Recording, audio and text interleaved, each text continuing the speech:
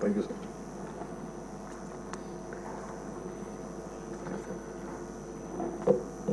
Deputy స్పీకర్గా ఈరోజు ఎన్నికైన శ్రీ కనుమూరి రఘురామకృష్ణరాజు గారికి మనస్ఫూర్తిగా నా శుభాకాంక్షలు తెలియజేస్తాను. గౌరవ ముఖ్యమంత్రి శ్రీ నారా చంద్రబాబు నాయుడు గారికి, గౌరవ శాసనసభ్యులకు, మంత్రివర్గ సభ్యులకు, ప్రతి ఒక్కరికి నా హృదయపూర్వక నమస్కారాలు. గత 5 సంవత్సరాల కాలంలో కానీ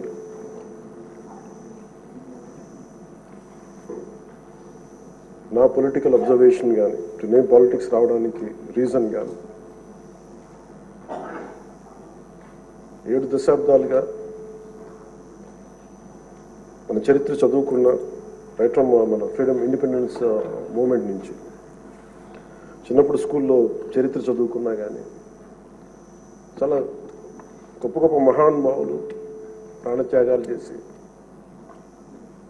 పోరాటాలు చేసి ఈ దేశాన్ని నిర్మించారు, ఈ వ్యవస్థలు నిర్మించారు. ఎక్కడా కూడా to deter criminals into politics.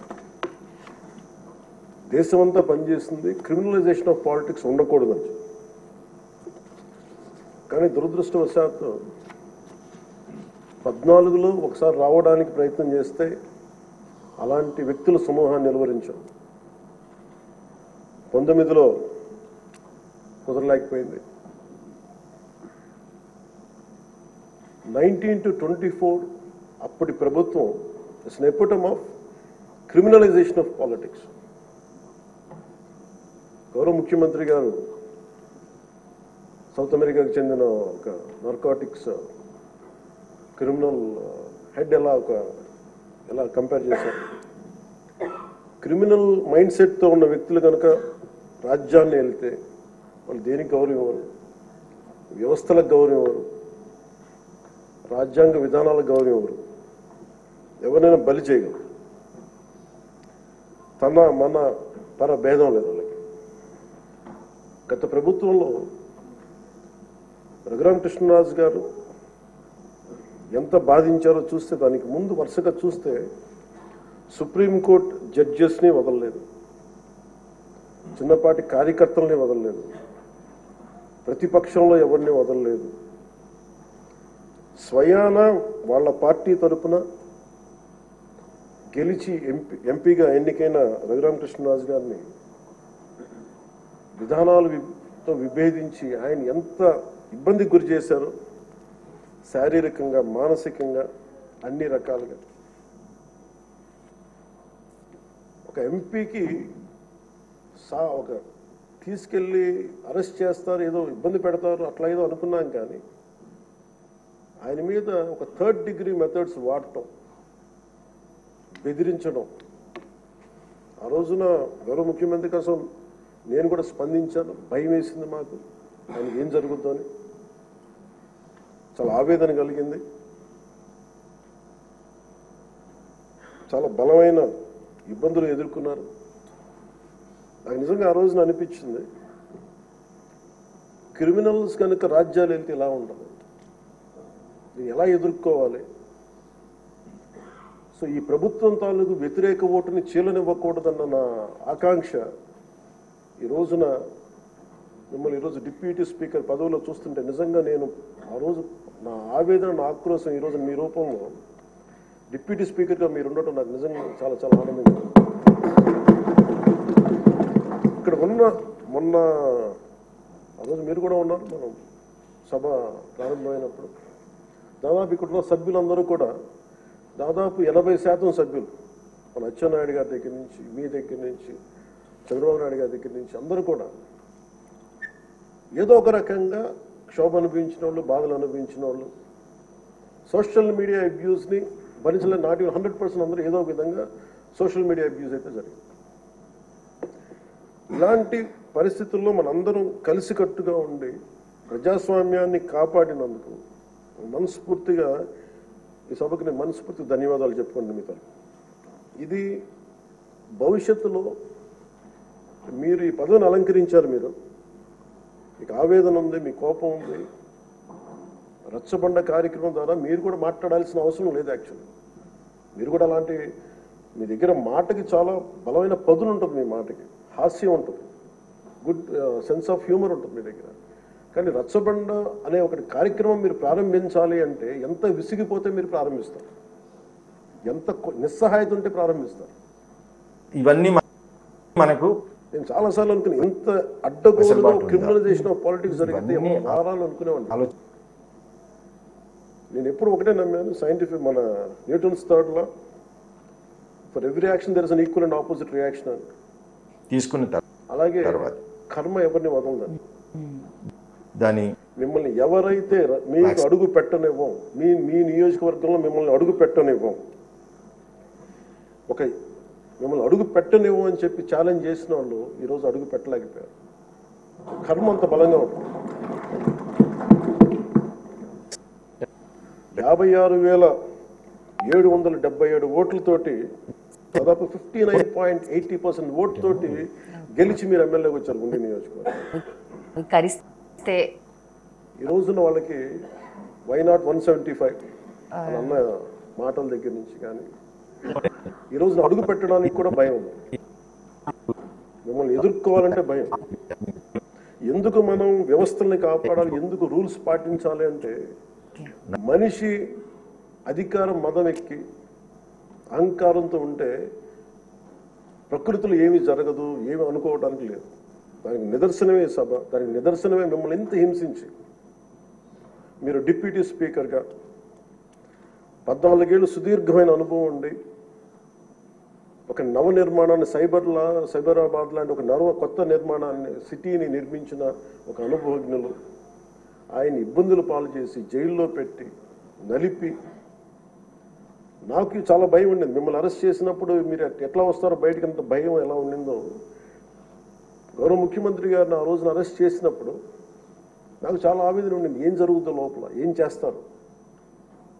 ఒక ఎంపీగా మిమ్మల్ని ఇలా చేయగలిగినప్పుడు ఆయన్ని కూర్చోబెట్టి రాష్ట్రంలో ఏమేం చేస్తారన్నది నిజంగా ఆవేదనది ఆ రోజు తగులుకు నాకు అనిపించింది. ఈ రోజున అందరం బయటకు వచ్చి నిలబడ్డాం. దేనికి? ఇది ఒక చంద్రబాబు గారి కోసం, మీకోసం కదా, ప్రజాస్వామ్యాన్ని నిలబెట్టాలి. ప్రజాస్వామ్యం it should be eternal vigilance. మనకి ఎటర్నల్ అంటే నిరంతర పహారా లేకపోతే మనకి సరిహద్దుల్లో దేశం మన హద్దుల్ని ఎలా కాపాడుకుని నిరంతర పహారా అవసరము. ప్రజాస్వామ్యాన్ని కాపాడుకోవడానికి నిరంతర పహారా అవసరం. అందుకని మేమందరం eternal vigilance is essential for democracy.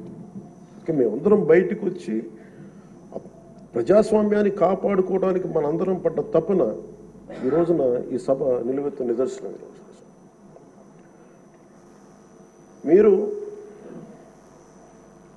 ఖచ్చితంగా మీరు సభా గౌరవాన్ని నిలబెట్టాలని మనస్ఫూర్తి. మీ విట్టు కోల్పోకండి, మీ సెన్స్ ఆఫ్ హ్యూమర్ కోల్పోకండి. ఎందుకంటే మీరుంటేనే లైవ్లీగా ఉండి, మీరుంటే అన్ని నవ్వులు పువ్వులు ఉన్నాయి చూడండి, ఆనందాన్ని తీయకండి. అట్ ది సేమ్ టైం మేము కోరుకునేది కూడా ఆ ప్రజాస్వామ్యం తాలూకా విలువల్ని, ఆ భాషని కాపాడు. సభల్లో భాష దిగజారిపోతే అది రోడ్ల మీదకి వెళ్ళిపోతుంది ఈరోజు. అంటే ఎవరు ఏం మాట్లాడుతున్నారో ఇష్టం వచ్చినట్టు మాట్లాడి, బూతులు తిట్టి, మేము ఇళ్లలోకి వచ్చి మీ ఇంట్లో మీ ఆడపడుచుని రేపులు చేస్తాం, మీ పిల్లల్ని ఎలా అంటాం. అడ్డగోలు ఈరోజు ఇంతమంది మాట్లాడుతున్నారంటే దానికి చట్టసభల్లో నుంచే ఆ కదలిక మొదలు. ఆ హుందాతనం పోయింది సభలు. తిరిగి మీరు డిప్యూటీ స్పీకర్గా, అయ్యన్న పాత్రుడు గారు స్పీకర్గా ఆ హుందాతనాన్ని మీరు తిరిగి తీసుకురావాలి. 1-2 సందర్భాల్లో మనం వచ్చినప్పుడు ఎవరో ఒక మాట ఏదో అంటే గౌరవ ముఖ్యమంత్రి చంద్రబాబు నాయుడు గారు ప్రత్యేకించి చేయొద్దు, మళ్ళీ ఇంకా అలాంటి కల్చర్ తీసుకురాకండి, అది అయిపోయింది గతం. సో అది మీరు మనస్ఫూర్తిగా దాన్ని పాటించి ఈ సభ గౌరవాన్ని నిలబెట్టాలని కోరుకుంటా ఉన్నాను. ఒక విన్నపం అధ్యక్ష స్థానంలో కూర్చున్న మీకు, మీ టెన్యూర్లో అయ్యన్న పాత్రుడు గారు మీ టెన్యూర్లో కరెక్షన్ మొదలవ్వాలంటే భావ ప్రకటన, భావ స్వేచ్ఛ మీద ఇష్టానికి మాట్లాడేస్తూ ఉన్నారు అందరూ. మనకి గౌరవ మంత్రి లోకేష్ గారిని బుద్ధులు తిడతారు, ఏదన్నా అంటే భావ ప్రకటన, భావ స్వేచ్ఛ అంటారు. దీనికేదో ఒక ఫైనల్ కరెక్షన్ ఈ సభలో జరగాలని కోరుకుంటున్నాను.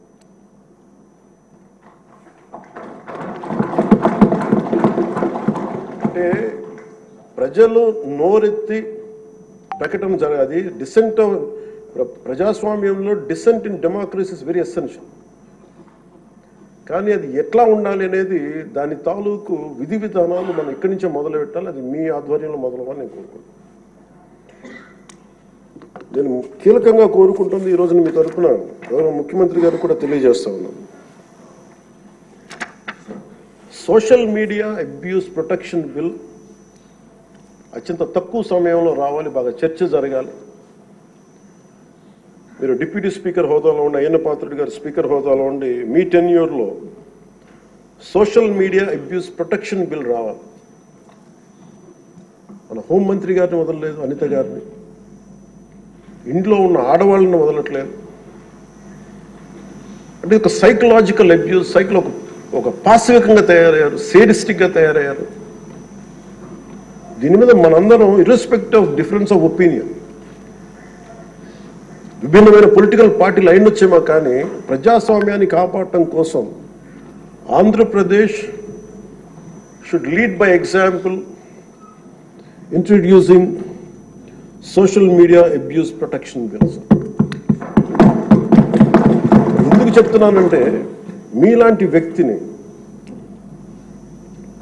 మీరు మెంబర్ ఆఫ్ పార్లమెంట్ అయ్యండి, మిమ్మల్ని ఇంత ఇబ్బంది గురి చేస్తే ఇంకా సగటు మనిషి పరిస్థితి ఆలోచించుకోండి. 3 ఏళ్ల బిడ్డలు, 5 ఏళ్ల బిడ్డలు కూడా రేప్ చేస్తున్నారు, క్రిమినల్స్ అంతా చెలరేగిపోతున్నారు అంటానికి కారణం ఈ చట్టసభలు ఇష్టారాజ్యంగా మాట్లాడి దానికి ఒక క్రిమినల్ నక్సెస్ లాగా ఇందాక ఎస్కోబార్ ఒక డ్రగ్ కార్టెల్ స్టార్ట్ చేస్తే వీళ్ళ క్రిమినల్ ఎంపైర్ని గార్డ్ చేసుకోవడానికి ఒక సోషల్ మీడియా ఒక అబ్యూసివ్ కార్టెల్ స్టార్ట్ చేసి ప్రజల్ని భయభ్రాంతులను చేసి అందరినీ భయపెట్టేసి కంట్రోల్ చేయడం, నియంత్రించడం. మాకు ఎదురు తిరిగితే మనకి కృష్ణరాజు గారు లాగా మమ్మల్ని జైల్లో పెట్టేస్తాం, ఇలా 3rd degree మెథడ్స్ వాడతాం. ఒక ఎంపీకి ఇలా ఉన్నప్పుడు అలా భయభ్రాంతులు చేయడం, ఒక ముఖ్యమంత్రి స్థాయిలో ఉన్న వ్యక్తిని గతంలో 3 సార్లు చేసిన వ్యక్తిని జైల్లో పెట్టేస్తాం, దాడులు చేస్తాం. ఈ మైండ్ సెట్ మారాలి అంటే ఈ సభ ప్రజలు మనకి చాలా బలమైన ఇచ్చారు. వాళ్ళని 11 మనల్ని 164లో పెట్టారంటే ప్రజలకు మన మీద అపారమైన నమ్మకం. ఏదో మార్పు తెస్తారు.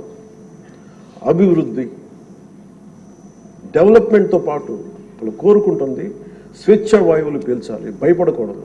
మీరు వస్తే చూడండి నవ్వులు పువ్వులు విరుస్తున్నాయి ఇక్కడ. ఇదే అట్మాస్ఫియర్, ఇదే వాతావరణం రాష్ట్రం అంతా ఉండాలని మనస్ఫూర్తిగా కోరుకుంటాం. మనం ఎంత ఆనందంగా నవ్వుతున్నాం. మనం సీరియస్ ఇష్యూస్ మాట్లాడుతున్నాం, మనకి వ్యతిరేకమైన విభేదాలు ఉంటాయి, అభిప్రాయ భేదాలు ఉంటాయి, ఒకటి సాధించుకోవడానికి భిన్నమైన అభిప్రాయాలు వస్తాయి. కానీ ఇదంతా కూడా చాలా సుహృద్భావ వాతావరణంలో జరగాలని నేను మనస్ఫూర్తిగా కోరుకుంటున్నాను. సో మరోమారు మీరు పడ్డ వేదన, మీరు చేసిన పోరాటం, సినిమాల్లో హీరోలు, నేను కూడా చేస్తాను కాబట్టి చెప్తున్నాను, దెబ్బలకి నటించడం చాలా కష్టం, దెబ్బ పడితే వేరుగా ఉండవు. కానీ మీరు నిజ జీవితంలో దెబ్బలు తిన్నారు. ఎంత శక్తి కావాలి, ఎంత పోరాట పటిమ కావాలి, ఎంత శౌర్యం ఉండాలి, ఎంత ధీరత్వం ఉండాలి మీకు. ప్రభుత్వం వస్తో లేదో తెలియదు, మళ్ళీ వాళ్ళే రావచ్చు, కానీ తట్టుకొని మీరు నిలబడ్డారు చూసారా, దానికి మీకు హ్యాట్స్ ఆఫ్ సార్. వండర్ఫుల్. మీరు ఎలా నిలదొక్కున్నారో, మీరు ఎలా ధైర్యంగా ఉన్నారో అది రాష్ట్రం అందరికీ మమ్మల్ని కోరుకుంటున్నాం. మీది ఏది కోల్పోకండి, మీ సెన్స్ ఆఫ్ హ్యూమర్ మటుకు 80% కోల్పోకండి. మీరు రచ్చబండలో ఒకప్పుడు చేశారు కాదనలేదు, కానీ మీ ఎంజాయ్డ్ ఇట్. కానీ మాకు భవిష్యత్తులో మళ్ళీ దాన్ని మీరు టోన్ డౌన్ చేస్తారు, ఎలా చేస్తారో తెలియదు, కానీ మీ సెన్స్ ఆఫ్ హ్యూమర్ కోల్పోకుండా సభని హుందాగా నడిపి తిరిగి విలువలు ప్రతిష్ఠించమని మనస్ఫూర్తిగా కోరుకుంటూ మీకు మరోమారు మీకు అవకాశాన్ని ఇచ్చిన నారా చంద్రబాబు నాయుడు గారికి, సభ్యులందరికీ కూడా మనస్ఫూర్తిగా ధన్యవాదాలు తెలియజేసుకుంటూ మీకు శుభం కలగాలి మనస్ఫూర్తిగా నేను